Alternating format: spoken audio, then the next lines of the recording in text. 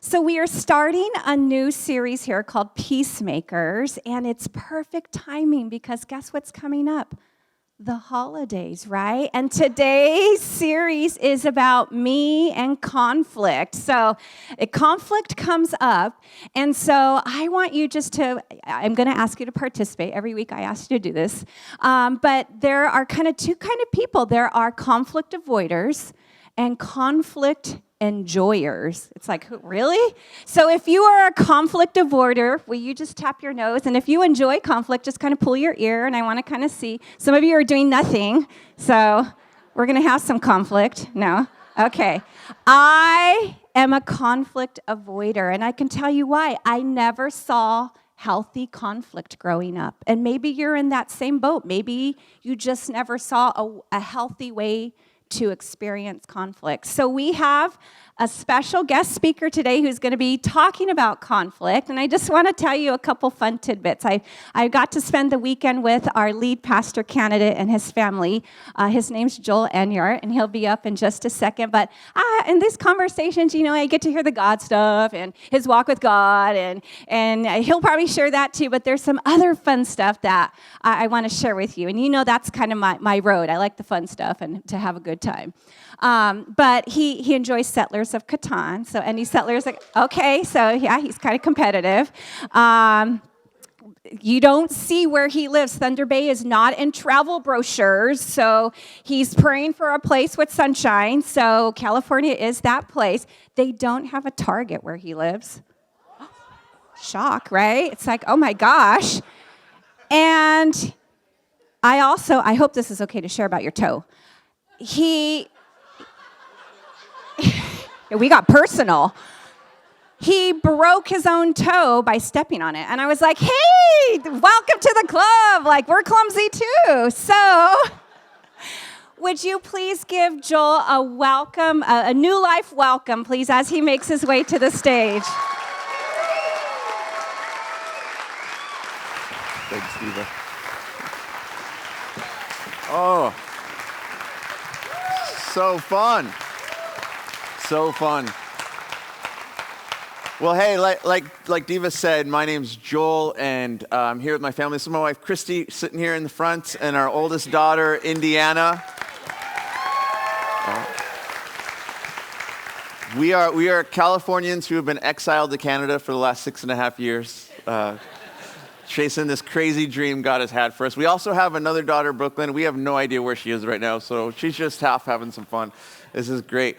It's been a fun journey for us the last part of this year, just kind of figuring out, God, what do you have next? As we just felt him stirring us something new and connecting with the leadership team and New Life. And I mean, almost from day one, the conversation we had on our first phone call, there was just like, God, yes. What this church is about, this is what our heart is about. And so it's fun. And so we're here to figure out if God's bringing our futures together. And so I get the privilege of kicking off this new series in our time together today. And we're looking at this idea of being peacemakers. And it's kind of like Andrew said, it's kind of like we want to do a how-to guide for the holidays. Because I don't know, like in your journey or your story, like it's nice when someone shows you how to do something. So when the holidays come, I think of all sorts of fun things that we get to be a part of, like presents and food and all this good stuff. Like for me, I had an eggnog latte at Starbucks the other day. It was so good. I tried to make that on my own once. It did not go well because there's a low margin of error with eggnog, so you can mess that up. You know what else has a low margin of error? Deep frying a turkey. My dad and my brother and I set a lawn on fire that had snow on it. So we've got skills. We've got skills.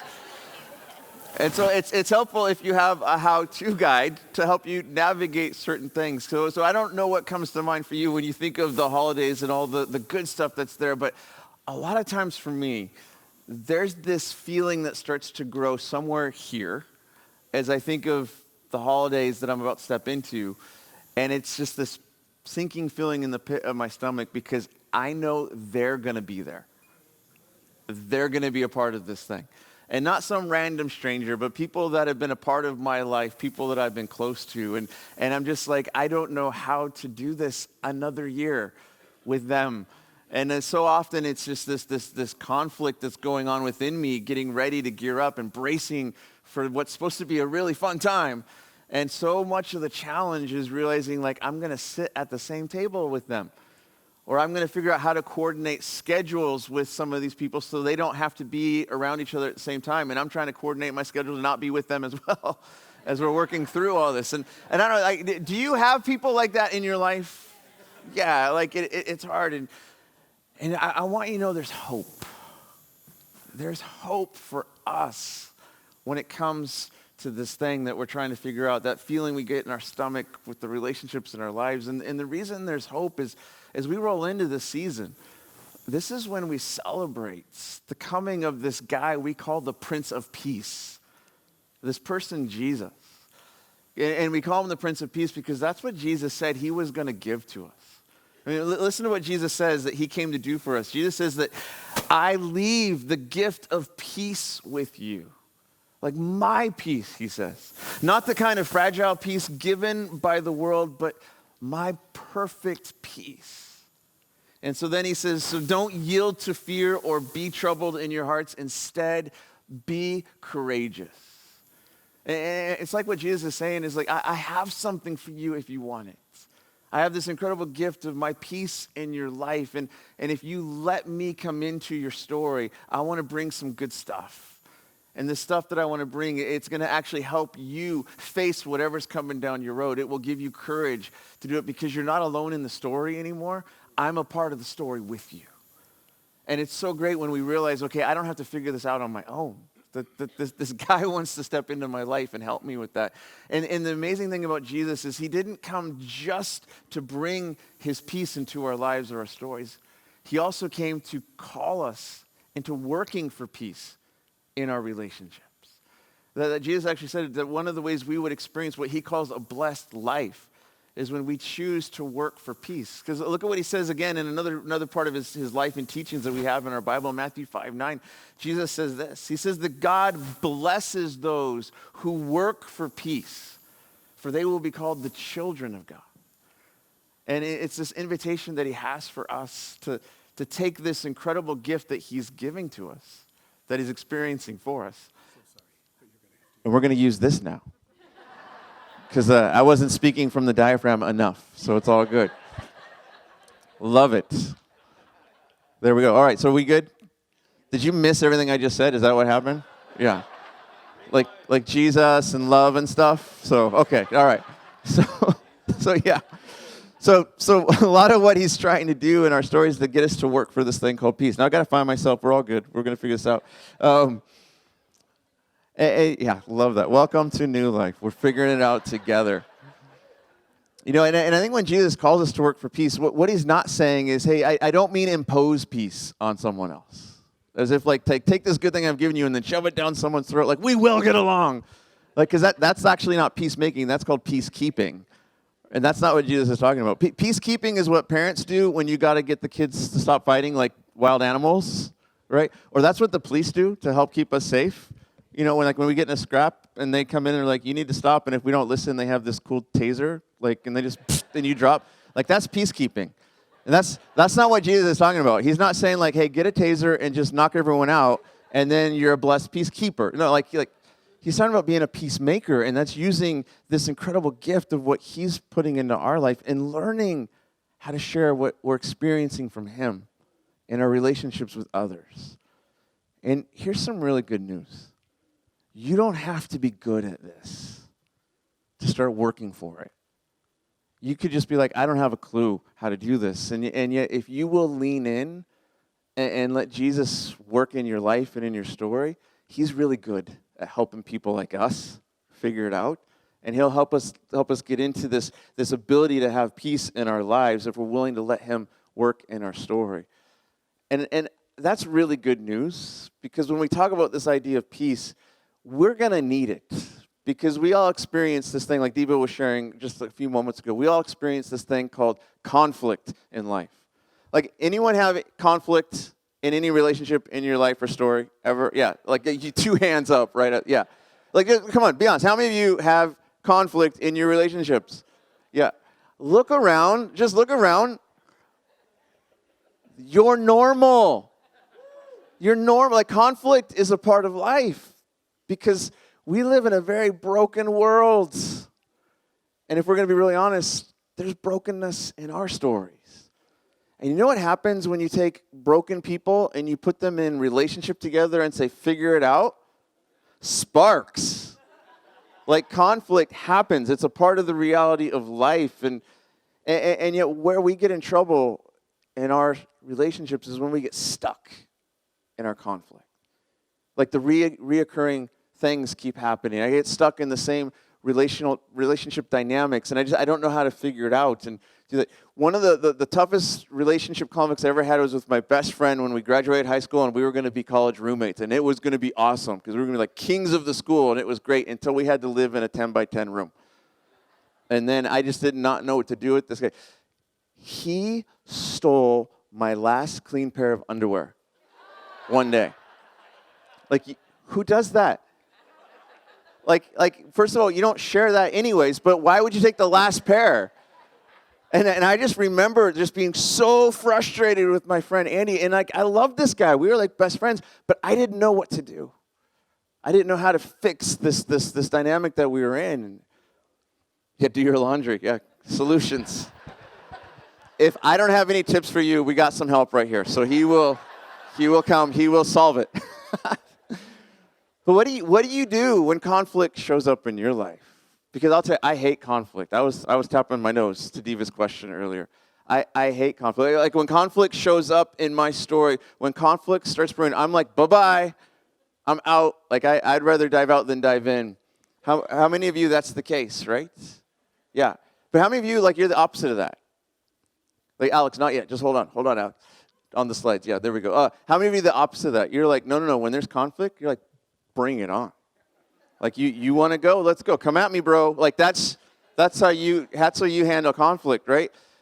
Yeah, I see some elbows out there. Yeah, you're going to have a fun talk later. What happens when we start to bring those dynamics together? What happens when we start to do the mathematics of conflict and you start adding those together? So if you're somebody like me and you're like, bye-bye, what happens when you add bye-bye with bye-bye? You get a whole lot of this. You get a whole lot of bailing going on in the relationship. Have you ever had that with a friend or someone? Like, the interesting thing about that dynamic is you'll get close to each other, but as soon as it gets scary, you're like, bye-bye. And you can go through life with someone like that and never really going very deep because of that dynamic. What happens when you bring bye-bye and bring it on together? What kind of math equation do you get with that? When you add those two together, you get a whole lot of bruising in the relationship. Because you have one person's like, I'm out, and the other person, maybe not even being mean or aggressive, like, come on, let's solve this. And they're chasing that person around, and someone gets hurt. Because that's what happens. And then what happens when bring it on meets bring it on? You add those two together, you get booming. Now, I love it when I have friends that are like that because I'm like, get the popcorn, let's watch this. But man, there's this challenge that we face with that. And I think, like, if we were just to be really honest, we've all experienced that in one way or another in our relationships, haven't we? I mean, we've all experienced bailing. We've all experienced booming. How many of you have bruises right now because of conflict in your life? And I'm not proud of the fact that there are people who have bruises because of me in their life. And I think we've all experienced the struggle and the challenge of doing life like this. And it leads to a lot of hurt. It leads to a lot of blaming. It leads to a lot of fear in our relationships. And here's what I think can be true about conflict. Like, conflict doesn't have to be a bad thing in and of itself. Like conflict can actually be something that we can learn to navigate if we figure out how to do the math a little bit better. That this might actually be a way to go deeper in some of our relationships or to break through to new things. It's fun where my girls are at in the stage in life in school, so they're learning things and they're coming home and they're trying to ask for help sometimes with doing math, and they're learning math in a very weird way. Like, I'm trying to understand this new math, and I'm like, that's not how we did it, and it's confusing, and I'm like, no, 2 plus 2 is 4. What are you talking about? And I had the privilege of actually talking to a math teacher once, and I'm like, what are you guys doing? Because it makes no sense. And the teacher actually was very patient with me and said, one of the things that we're trying to do with the new math is to teach strategies that help them figure out the problems. And I think, well, what if there are strategies we can learn to help us do mathematics of conflict a little bit different? Like, what if conflict can actually be an opportunity for breakthrough in our relationships as we learn to respond in different ways and helpful ways, as we learn to work for peace with each other? Like, what if we're not stuck with just bye-bye and bring it on? But there are other things that we can do.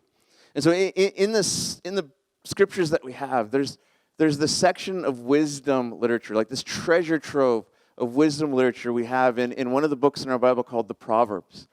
And so I don't know how familiar you are with the Bible or not, but there's different parts in our Bible. And the Proverbs are like these short sound bites of just these wisdom bombs about how life could work. It's kind of like the original Twitter before Twitter went political. That's what like the Proverbs are like if you grab onto these things. And in the Proverbs, we've got these great principles. They're not absolute promises, but they're like principles of how life can work if we'll adopt them. And they'll actually help us adapt to living life much better.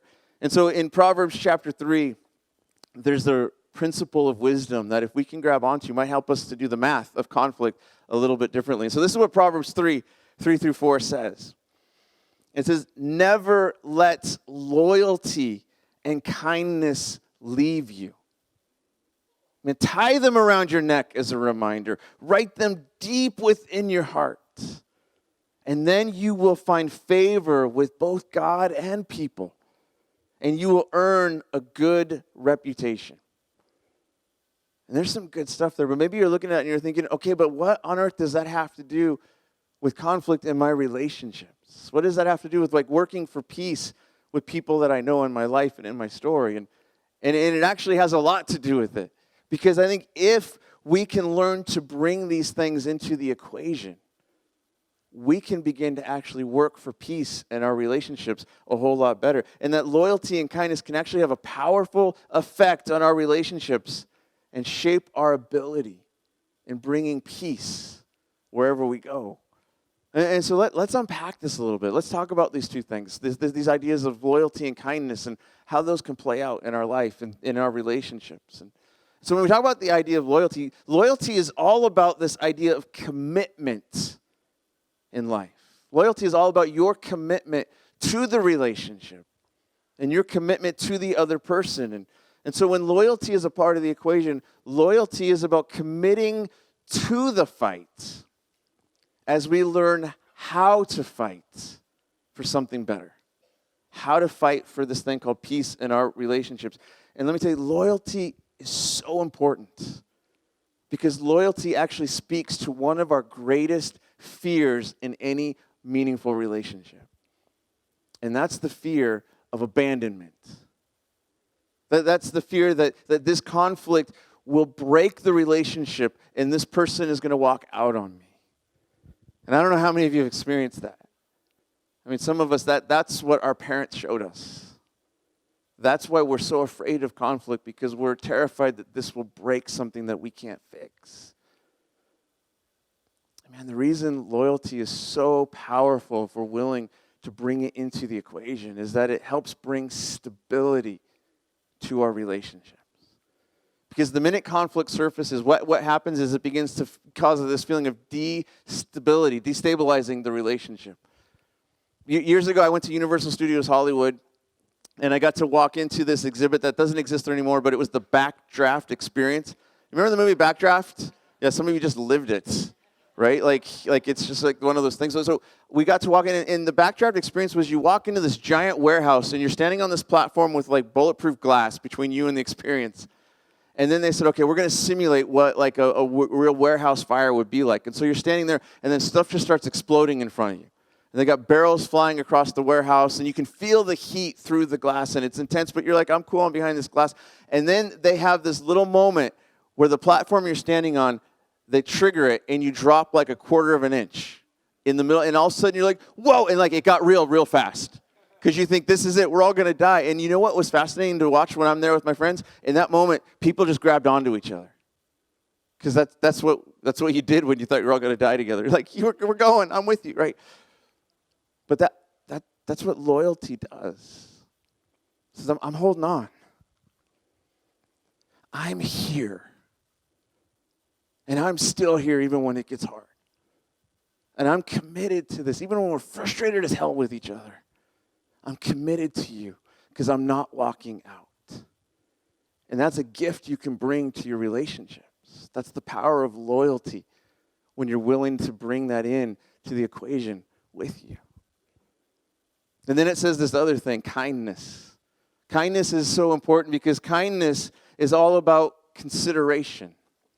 Kindness is when you're willing to consider the other person in the relationship and what's good for them as you're figuring it out together.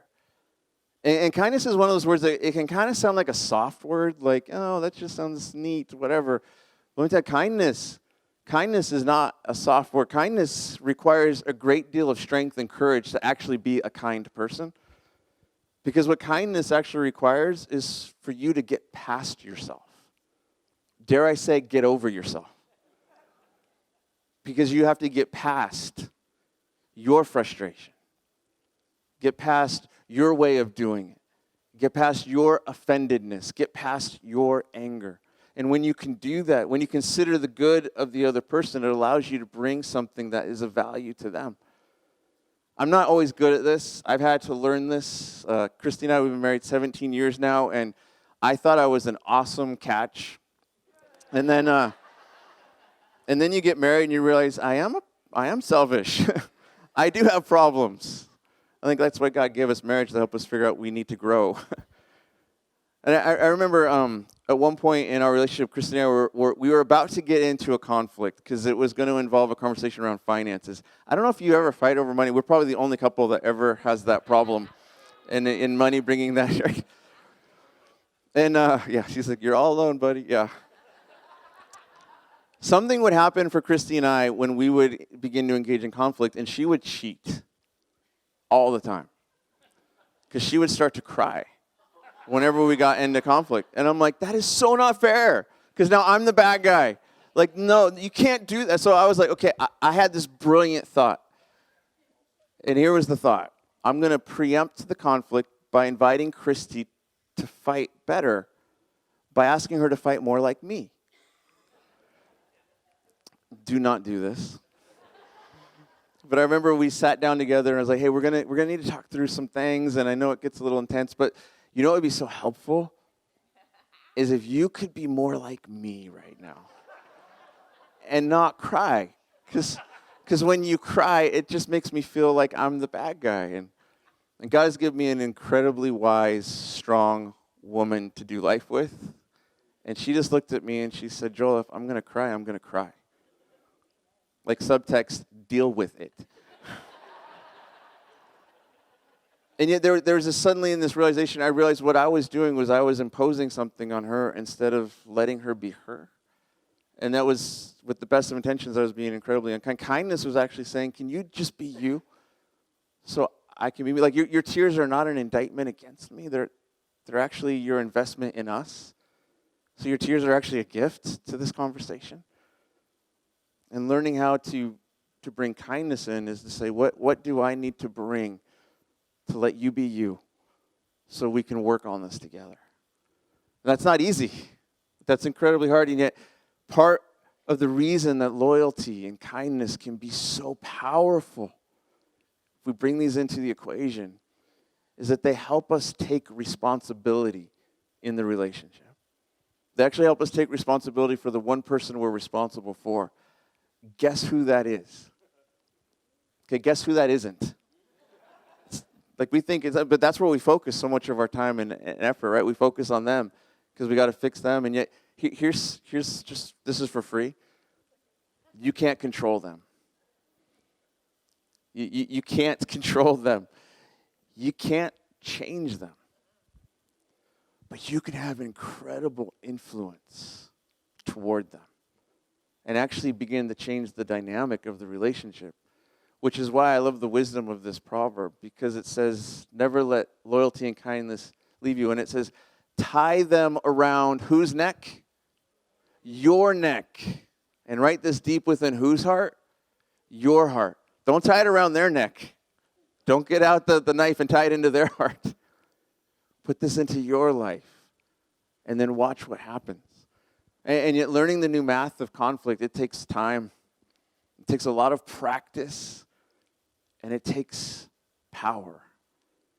And so I just want to invite you this week to gear up for the holidays and to take some time this week to practice this. Try seeing what God has for you.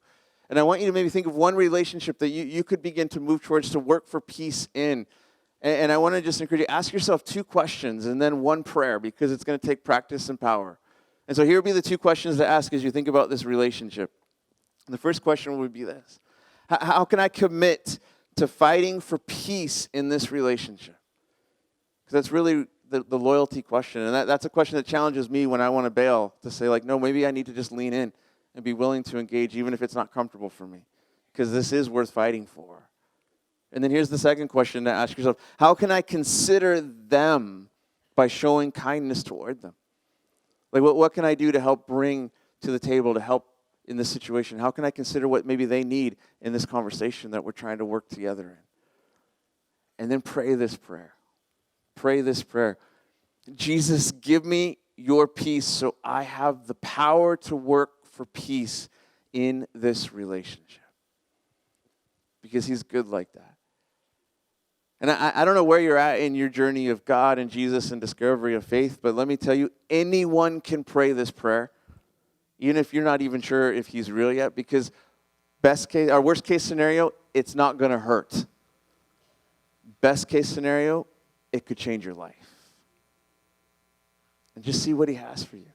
And let him surprise you as he does his work in you and gives you things that will change your life in other relationships. And then watch what can happen. And watch what can happen when you tie these things around your neck and you write them deep in your heart. Watch as you can gain favor with God and others as he shows you a way to do conflict that helps. And can I pray for you right now? Yeah. Father, I just want to say thank you that you don't give up on us, that you went to bat for us, that your love for us was reckless, and you entered the fray to fight for us.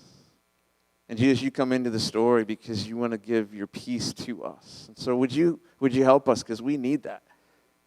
Would you help us to have peace in life so we can learn to share it in the relationships around us? And so this week, as we're going to attempt to work on this, be a part of the story, because we need you. And thank you that you want good for us. And so let us lean in together to see what we can find, to know that we have something better than just hurt and pain. You've got good things for us. Amen. Amen.